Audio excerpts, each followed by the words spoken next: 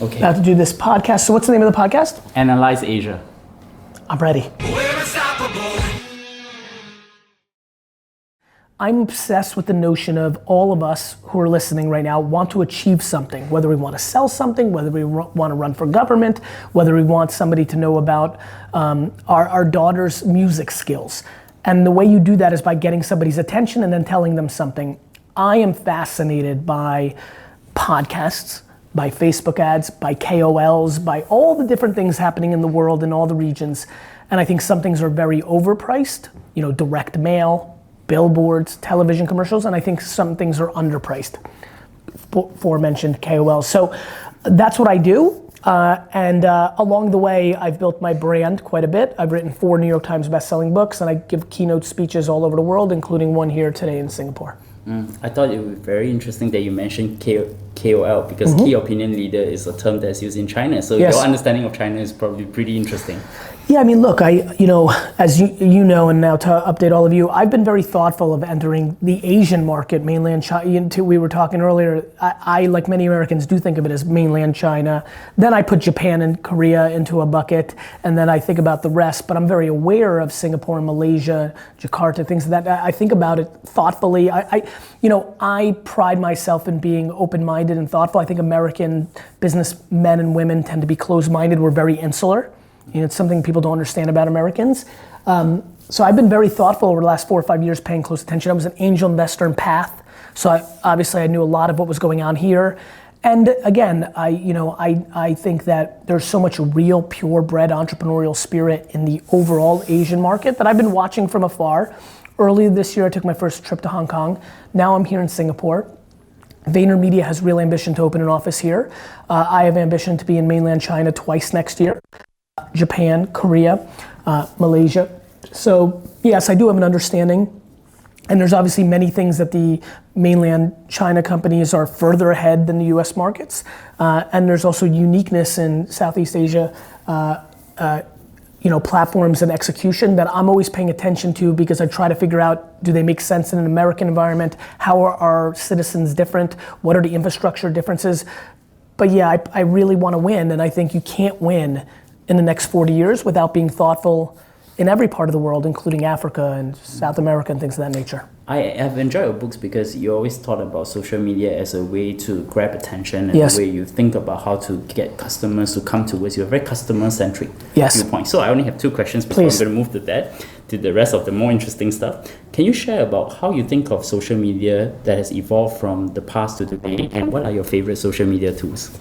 So I think the only thing that's evolved, and if you read Crush It, which I wrote in 2008, came out in 2009, and I'm as big a buyer of this revolution as anybody, and I'm glad I put it on paper, right? So I think the only thing that's really changed is nobody doubts it anymore. This is changing governments and society and propaganda in a way that now it's, I laugh when I have business meetings where people literally spend the first 20 minutes talking about Russia invading America through its Facebooks and this, and then all of a sudden we get to marketing and they tell me Facebook's not that big, they should still do television. I'm like, wait a minute, what about the first 20 minutes when you said our entire government's being overthrown by social media, but now to sell your blouses or your soda, it's not important? So I think the only thing that's changed is people's acceptance of it and its scale. My favorite right now is definitely Instagram, because of its flexibility and because of its overwhelming attention, and because if you're trying to sell something to somebody 20 to 45, it is the platform, along with Facebook, but a little bit more because under 27, it's got so much more juice than Facebook. And that is, obviously in all the markets that Instagram is, and some of the people listening here, it has not penetrated that market, but that is my favorite right now. I enjoy your books. One of the things is the way you think about business pragmatism, and of course the story of your family business. So I wanted to talk about your 2 books, Crush It and Ask GaryVee, and since you are here. So in Ask GaryVee, I know in the first chapter you talk about the clouds and the dirt as a metaphor of looking at high-level principles, such as bring value to the customer, always play the long game of lifetime value. Can you talk about how do they guide you in terms of how you think and how you execute? Because you seem to be able to bridge it pretty quickly, and you feel that execution is really the key to everything. So it's super interesting. I'm really enjoying, this is such a great way to start my trip. I just want everybody to know I'm about to pay your host here a huge compliment. We don't know each other, but I have a funny feeling we're gonna know each other for a very long time. I meet a lot of people. I wish, well, I have the film, so if any of you guys, maybe we'll send it to you and you can use it for another podcast. You said something now in your question. I'm listening to the way you're asking questions, and then obviously I have the benefit of the last hour and realizing how thoughtful you are. Something that I'm becoming more in tune with is I'm the most consumer-centric thing that I know of. Other people, other businesses. I'm watching how two of my partners in crime, Rice and David D-Rock, just reacted. I'm unbelievably consumer-centric. So clouds and dirt. My thesis is if you care more about the end consumer than you care about your own self, you will win. So I talk a lot about 51-49 for people that really follow my content. I really live it. I really genuinely live it. I never make short-term financial decisions. I'm always trying to bring more value to the other party. I do that for a couple reasons. Number one, I think I'm talented enough to get quite a bit in my 49. I also think it's unbelievable leverage.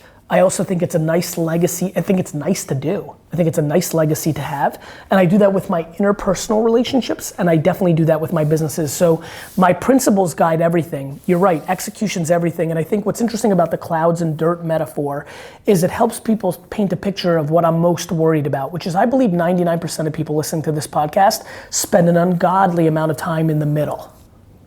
I'll give you an example of something in the middle. Process. Process is held on such a pedestal in modern business society, and I find that to be in the middle. I understand its value, but I do feel that if you push hard on the clouds, your religion, and you push hard on the dirt, the actual doing, that the process gets commoditized and you go faster. And so yes, I have principles of bringing more value, the lifetime value, attention, arbitrage, as I mentioned earlier, and then I'm never too fancy to do. I mean, I will be honest with you. I think even this 30 minutes is a good example of that. I didn't over ask Rice. I have no clue how many people listen to your podcast. I'm never in a place where I think I'm too fancy to do the work. And I take a lot of pride that I'm a practitioner. I understand Facebook and Snapchat and Instagram, these platforms better than most because I use them multiple times every day, 365 days a year. I think it's a huge competitive advantage. And I think that, obviously you mentioned earlier HBS and Harvard. I think the thing that I've learned as not a good student and as an executor, now that I'm 41 on the verge of being 42 years old, is, man, a lot of things break down between theory and execution.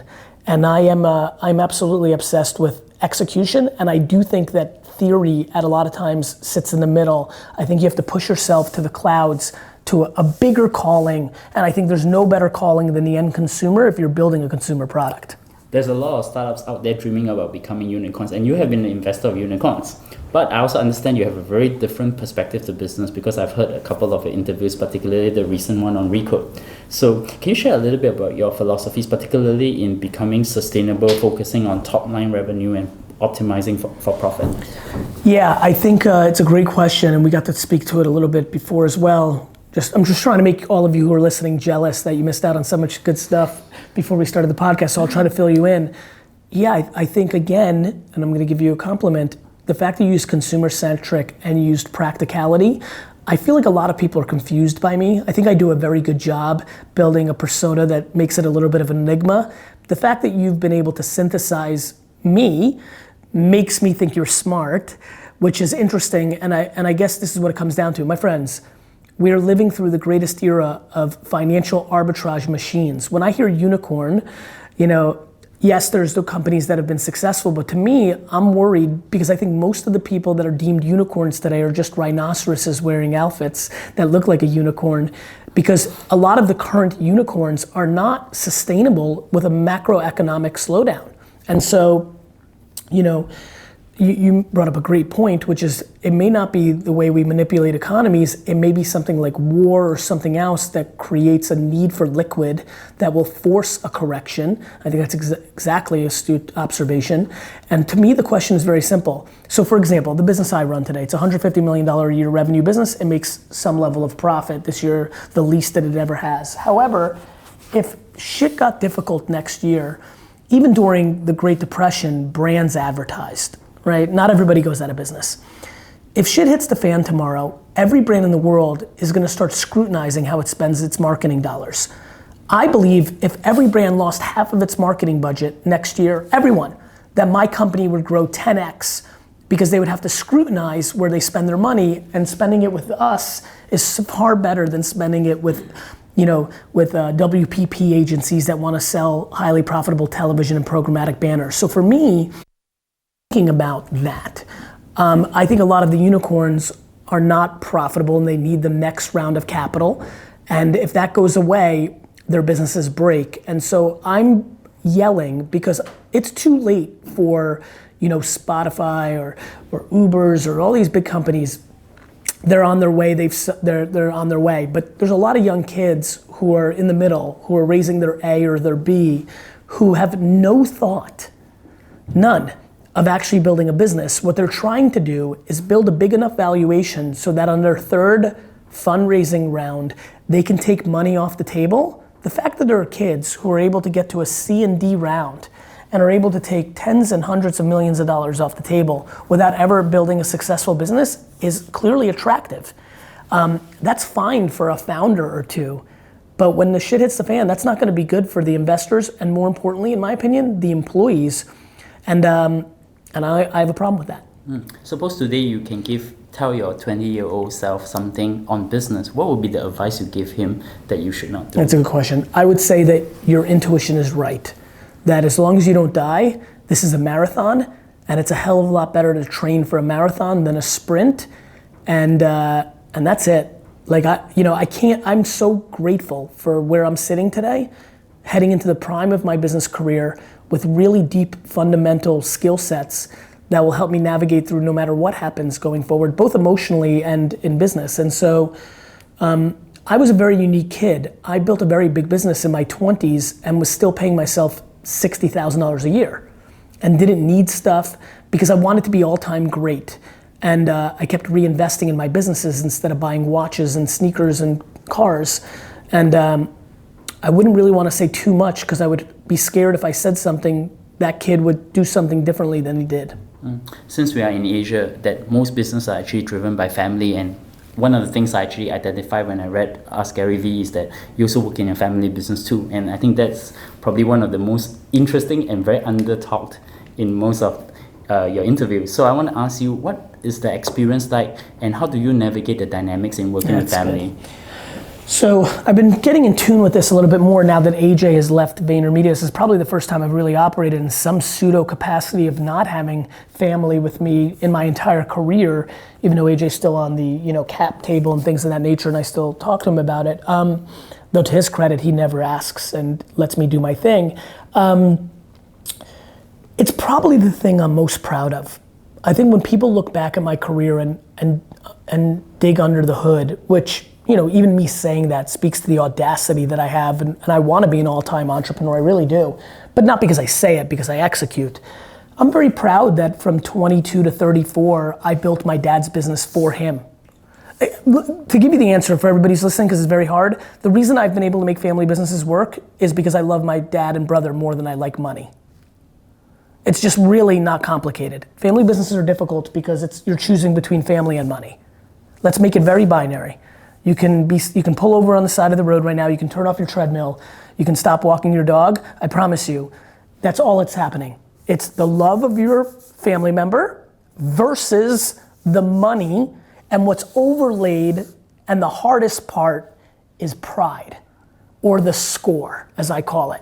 My biggest problem hasn't been the money, it's been the competitive nature of trying to figure out who's better, me and my dad, me and my brother. The thing that has been most difficult is the narrative on who's driving the ship, who's the best player on the team, and getting the respect back and forth. And I would say, It was easier with my brother than it was with my dad, as that would make sense. But I think the reason I've been able to be successful is a little bit of 51-49. As I talked about earlier, I do that with my two family members. But I would say this, it is easily the most difficult thing that I think most people have to go through, because first of all, it's hard enough to build a business. When you overlay the emotional baggage of family dynamics, insecurities, fairness, and I also only worked with my brother who was 11 years younger. If my sister had joined the business, and she was 3.5 years younger than me, if she joined the wine business, that would have been another dynamic. It is very difficult, and I would tell everybody the following line. You've got to try your best to take a step back and think about the funeral of the other individuals and take that into account. The thing that always allowed me to navigate was I didn't want to be at my dad's funeral and have regret. And I felt that it was better to leave a lot of money on the table and bet on myself in the long term that I would be able to close the gap than to have no relationship with my father. And I think, for a lot of Asian youngsters, I feel like the Russian and the Asian family dynamics are far more similar than, let's say, a Russian or Asian dynamic to an American family. And so I think a lot of you are gonna understand that. But I will say this as well. I don't overreact either. I know your parents, like mine, expected respect. My dad wants respect just because he's my dad. I think that only goes so far. And so if you want to do something that is good for you legacy-wise and you feel good about when your parents are no longer in the picture, I recommend that. But I think you also have to draw lines in the sand for your own pride in your own life. And you have to be okay with making tough decisions. And so I have a lot of empathy on this subject matter. So I want to come to VaynerMedia because Yes. You're coming to Asia with VaynerMedia. Yes. What inspired you to start VaynerMedia, and what is the mission and vision of your company? I want to build the greatest marketing machine of all time. I call it the Death Star of marketing. It's why I created a holding company, and why you'll hear me start saying VaynerX more than VaynerMedia, because VaynerMedia is the agency part, but I'm going to be building out the publishing part with VaynerX. The vision was very simple. I thought I was a unique, once-in-a-generation marketer. I know how ridiculous of a statement that is, but I needed to prove it to myself whether I was right or not. And I thought the best way to do that was to build an infrastructure and a company around my skill set. And then what I wanted to do was buy brands and run it through them. The Asian aspect of our expansion, and very much this trip is a little bit about getting acclimated to Singapore with an ambition to open an office here, is I just couldn't imagine, very tough to have world domination and not have a play in Asia. So as I see the next 30 or 40 years working out in my career, I was invigorated with my trip to Hong Kong recently, and I'm so excited about this trip. This is the beginning of a 2-day trip. There's just clearly a different energy in entrepreneurship and business that is a little bit more in tune with me. There's a reason why I think I can only live in New York, and this is a ridiculous thing to say, and even at times New York feels a little slow to me. So I'm looking for that energy, that drug of high intensity, high pressure, winner attitude, and I feel like Asia, intuitively I felt it, and it's been confirmed, and I'm excited to see how I feel in 48 hours, but I'm excited about it. So I know some of your customers because I went to the website. I know Budweiser, Unilever, Toyota, your major customers, but specifically in US or Asia, globally, who are your customers? Yeah, so we have Fortune 500 companies, Johnson & Johnson, global Fortune 500 companies, Johnson & Johnson's and Chase and Budweiser, ABI, and Unilever, and on and on and on. And so Turner Broadcasting, a lot of the TV clients out there in the US, GE, these are major companies with offices all around the world, and a lot of our expansion is to do with a little bit of the pressure I feel that we have to become more global or we'll become too one-dimensional. For a lot of these companies, as you can imagine, America is a huge market, but every day becomes less of the percentage of their overall business. And so we work with very big brands. We've built a division called VaynerBeta. We've built a division called Vayner Talent. So we want to work with smaller businesses because I don't want to lose those roots. But when we come to Asia, it will be focused first on the Fortune 1000. And then, call it 2022, 2023, I can start thinking about how to service small and medium-sized businesses in the region. And the business problems that your company is trying to solve for the customers, what are they? Every company in the world is overspending on marketing. Every one of them. That's a good mission statement. And so I just want to be historically correct that I'm right about that statement. I know I am, and I think in hindsight I'll win a lot of points in history. So we are trying to get our brands to reallocate their dollars, and every market is different. And so the way a Johnson & Johnson or a Unilever or a Budweiser or Chase or Toyota markets in America is going to be different than the way they market in Malaysia or in South Korea. And I want to be great at telling them what to do with their money and then produce the pictures, videos, and written words that help them achieve their business goals. Cool. So you just launched a pair of sneakers. What's that about? So this is a super fun thing, for everybody who's in their early 40s like I am, especially if you had the luxury of growing up in America. Sneaker culture is very big globally now, but I was a child of the 80s when the Jordans and the Ewings and the Barkleys and the Larry Birds and Magic Johnsons, when sports sneakers became a thing. I was reached out to by K-Swiss about a year and a half ago, and they said, look, Adidas has won by aligning itself with Kanye, and they've won, urban culture. Obviously Nike and Under Armour are playing in sports culture. We think that entrepreneurship is a new pillar of fame, and we think you're the face for it. And would you consider doing a sneaker? Before he finished, Barney, the president of K-Swiss, before he finished the statement, I said yes, because it was a win. I always say yes fast when it's win-win. The way I saw it is, I also agree that entrepreneurship is now on a cultural pedestal, and I don't think it's going away anytime soon. So I expect other entrepreneurs to have sneakers. And for me, being the first is always interesting. So that was number one. And then number two, if it didn't work, it would be a fun, kind of side note for me and my buddies to make fun of my audacity that I thought I was cool enough to have a sneaker and it flopped and I have 5,000 pairs sitting in my garage. That's interesting. So you're in Asia now. Yes. I mean, I definitely get the motivation why you came from the US to Asia. Yes. Since you are in Singapore and you've also been to Hong Kong, what are your first impressions of Asia with these two cities? So my biggest impression, and I've spent a lot of time also watching from afar, and when I say watching afar, signing into WeChats and Q and all these things, and so it's just a different level of rawness that I appreciate. And I hate when Americans or Europeans speak to, the ethics are not as good. It's all loser talk. They're coming up with excuses. I think there's a level of ambition, a level of perseverance, and a level of can-do attitude that is intoxicating for real entrepreneurs. And so that is my first impression, that people are hungry.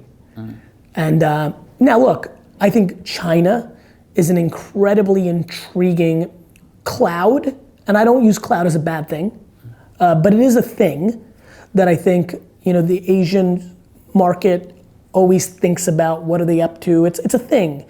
And I think that's intriguing. So I think it's a little early for me to make a thoughtful statement.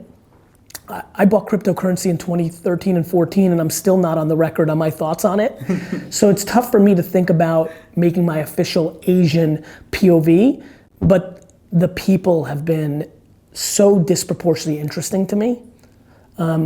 It's the ambition. The ambition's real. Yep, I totally agree. So it comes to the closing. So I want to ask you two things. One is, can you recommend something that has profound influence in your life in the form of a book, podcast, or media? So this is a tough question for me. I'm a very unique guy. The answer is sure, but it's gonna be a uniquely interesting answer, which is my audience. So for example, I just connected from Hong Kong to Singapore, 4-hour flight. I slept, so even though it was nighttime and I was trying to get tired, what did I do? The guy next to me is watching a movie. Other people are doing all sorts of different things on our electronic devices. I spent 4 straight hours reading comments from people on my content. Wow. So I think the reason that I'm a good culture, consumer-centric strategist is because I probably spend more time reading comments than anybody I've ever heard of. So when I used to talk about in Thank You Economy, engage with, when I talk about reply to everybody and things of that nature, what I didn't realize in 2011 that I now do in 2017 was I was already reading everyone, so the addition of replying seemed like a very lightweight ask. And that has been unbelievably effective for me. So that has been my greatest impact on me, which has been the audience itself. So I would definitely check out all the comments and drop you a note. Please. So my last question, and I think this is for me to you is a dumb question. How can my audience find you? They can find you almost everywhere, right? Yes, I mean they can. And ironically, one of our big strategies is also to build out my mainland China profiles as well. But I would say Facebook.com/Gary, or the podcast is being consumed unbelievably globally. So the GaryVee audio experience in a lot of iTunes or Google Play or Stitcher or Spotify or things of that nature. Or you can Google or search GaryVee. Usually something will pop up. There's a moment in your bones when the fire takes over. Blood is running, heart is pumping as the battle gets closer.